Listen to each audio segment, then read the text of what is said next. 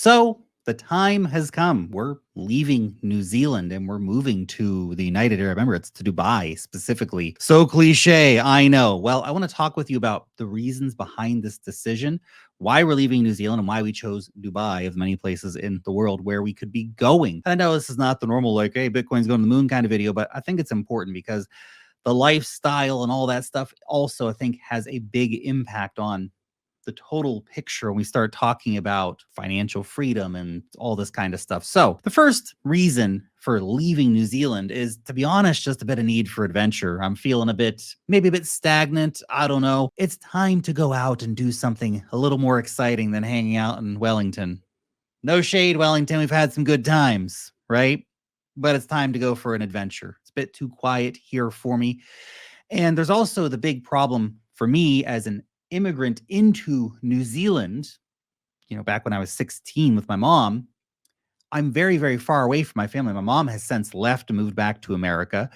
Most of my family lives in America. My wife's family lives in Russia and in Ukraine. So we're very, very far away from anybody. Anytime that we want to go and see family, it's a 30-hour plane ride with 2 airport connections every single time. It's brutal, especially with little kids. Absolutely savage. It's been tough. It's been tough from that perspective as well.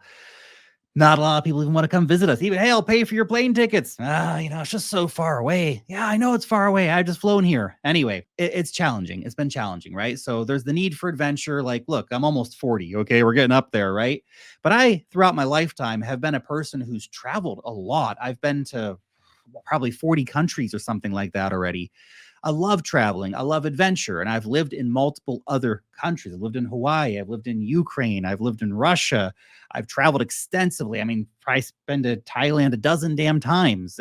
I love traveling. I love adventure. I love doing exciting things. And again, my life here in Wellington has been pretty quiet recently. So it's time to shake things up a little bit, I think, from that perspective as well. Plus, I have to face the reality that the industry that I work in, well, global and very much online, also there's an important reality of having face-to-face meetings with people and going to conferences and having dinners with people and meeting and having handshakes and stuff like that. And that's not to say impossible from New Zealand, but it becomes very, very difficult because, again, anytime you want to get somewhere, it's a monumental effort to fly somewhere. So going to Dubai is good from that perspective because we'll be in a epicenter for networking and stuff like that. So lack of opportunities for my industry specifically here has definitely been something that's weighed on my mind. Plus the sort of lack of regulatory clarity from the New Zealand government around cryptocurrency assets and stuff like that always just leaves me feeling a bit like, well, what next? Right. So I don't like that either. I like that Singapore and Dubai, for example, have lots of regulatory clarity. So you know exactly where you're going to be in terms of that.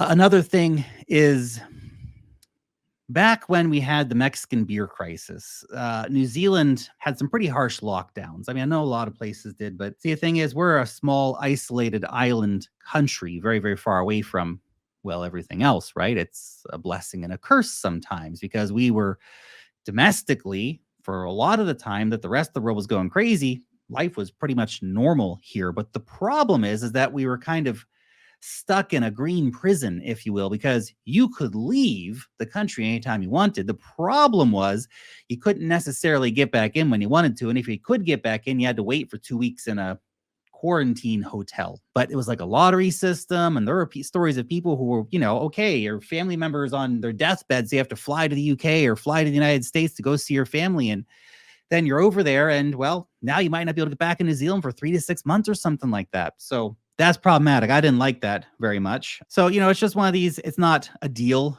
breaker, that kind of stuff. We weren't as bad as Australia. My goodness, they weren't even letting citizens leave Australia for a while. That's crazy, man. But still, it left a bad taste in my mouth, right? So it's definitely something that's adds on to the pile of different ideas. And look, I'm not a person who's become not a fan of New Zealand, right? I love New Zealand. It's my home. It's my home country.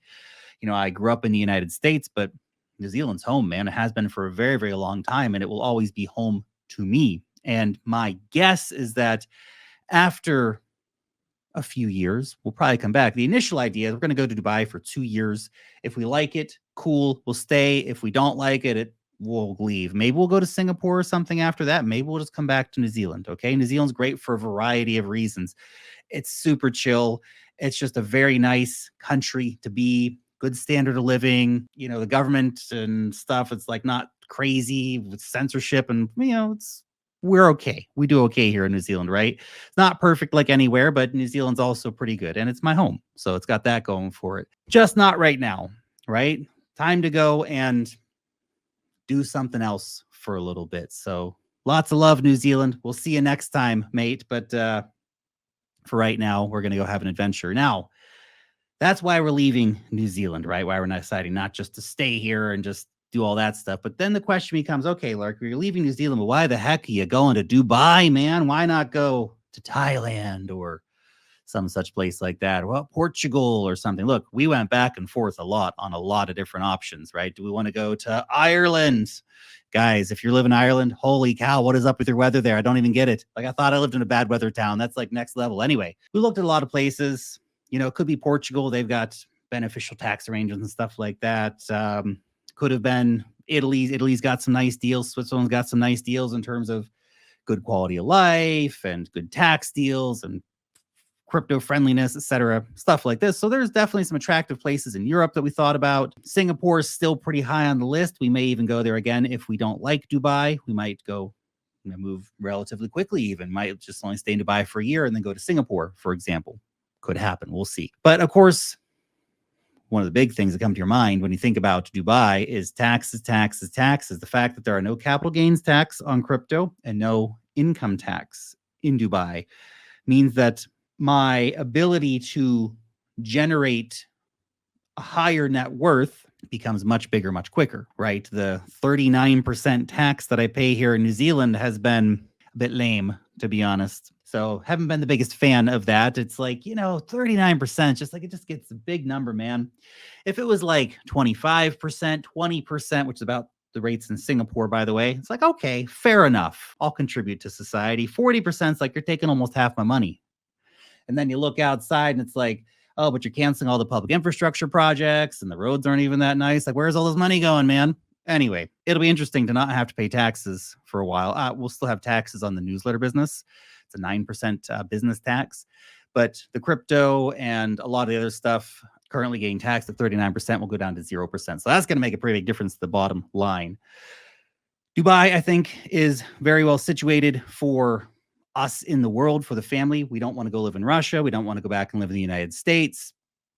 So we need somewhere kind of a bit in the middle of those two. And I know Europe might have been a bit more sensible from that perspective, but for a lot of reasons, Dubai is just very, very attractive. It's super family friendly, which is really surprising when we went there, just how family friendly Dubai actually is. Like, just kids and families everywhere that you go, parks and stuff everywhere you go. And I was really surprised with that because I feel like the impression that you get for Dubai before you go there is that's all just like, crypto bros and Instagram model chicks and stuff like this. And it's just not the case. It's actually just mostly a bunch of families living their lives and doing normal stuff. So there's that perspective. Makes it a lot easier for us to see family. One flight to see either my dad or my wife's mom. So that makes it really big for us. And the travel time is cut by 80% to go see the mother-in-law and by over 50% to go see my dad. So big savings here in terms of that. So that's really good. So there's a lot of nice things. It's very safe. It's very clean. It's very modern. I like all that. I like, the fact that Dubai is just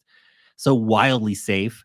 Not that I've had any particular safety concerns here in New Zealand, but just, why not? An even safer city. It's very clean. You can't always say of, the capital of New Zealand. Very modern. I like the modernity aspect of it. I like the sort of general vibes there as well. That's something I quite enjoyed. The people that are there, a lot of like growth mentality, abundance mentality sort of people, like the vibe, the scene's really cool. So that's something that I hope is going to be as I perceive it to be. Schools, definitely something interesting. Look, my son's going to a great school here in Wellington.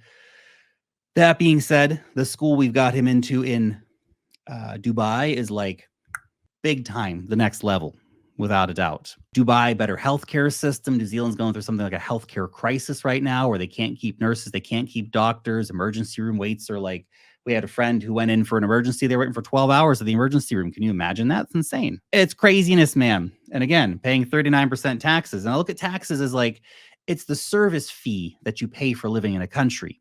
And what do you get for your 39%? Currently, not that much. I mean, it's not bad. I'm not saying it's bad, but just, things like this, like when you need it, right? When you need a good healthcare system to work and function for you, and not like we just won't even go if something, generally the hospital or going to the emergency room is like, no, why would we do that? Would we hate ourselves? Like, we'll figure this out. Like, our kids are going to be okay or whatever. And long as it's like a real emergency. But even then, you got to go wait and okay for an insane amount of time. So it's a bit crazy from that perspective. Yeah, we quite like the schools in Dubai as well. They're very impressive, as we said. So that's going to be pretty neat to check out. And again, it's not to say that we won't come back to New Zealand in the future. In fact, we plan on that.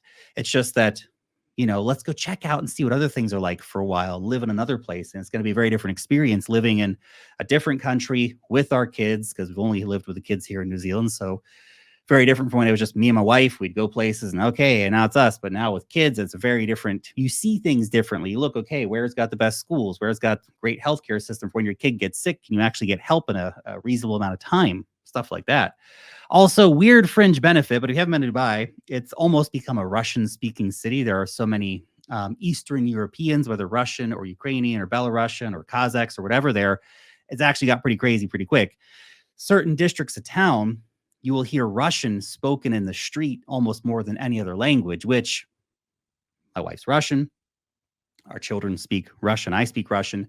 And so the schools that we're going to take my son to and my daughter eventually, they even offer like Russian classes and stuff like that because there's so many Russian kids there right now. So it's actually a great place for my children to learn Russian. Whereas here in New Zealand, they don't really have that Russian exposure, that Russian friend group, stuff like that. So that's going to be pretty interesting too from that perspective. And look, I'm not going into this rose-tinted glasses. I know that Dubai is far from a perfect place.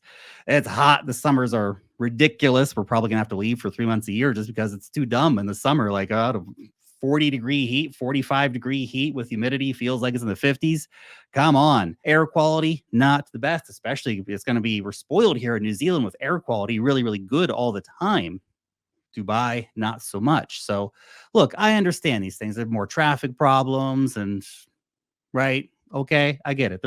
Nothing's perfect, but for a family adventure, I'm pretty excited about it. I think it's going to be a lot of fun, and I will keep you updated about how it's going. How about that? Okay, thanks for watching. I'll see you next time.